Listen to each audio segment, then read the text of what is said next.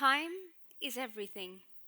When breathing fails, swallowing stops, and muscles no longer respond, minutes matter, because in those moments, muscle weakness becomes life-threatening.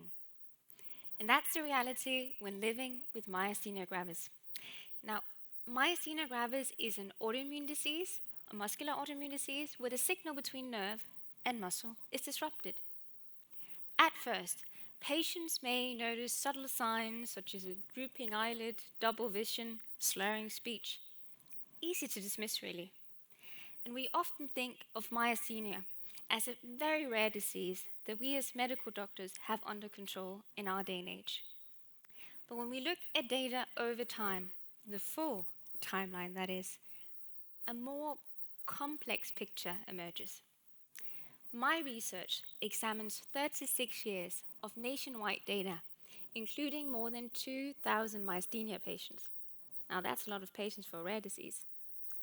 And we asked 3 critical questions. How often does it occur? Which other diseases do patients carry alongside it? And how does it affect mortality?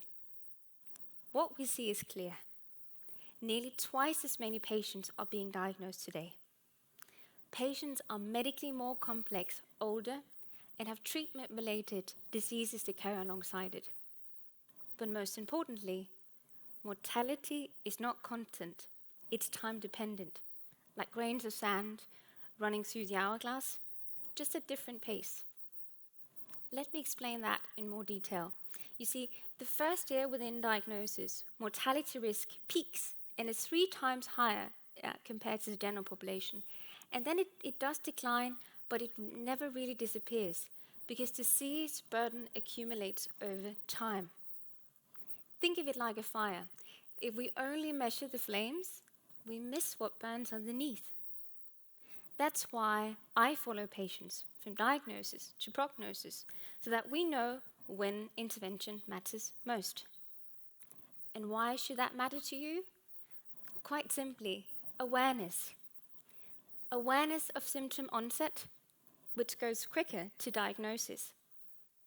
And that can ultimately improve patient outcomes and, you've guessed it, save lives. You see, we cannot prevent every spark, but we can try to seize the fire before the flame by recognizing patterns, understanding risks, and acting in time. Muscle weakness shouldn't be life-threatening, but time matters, so let's give patients more of it.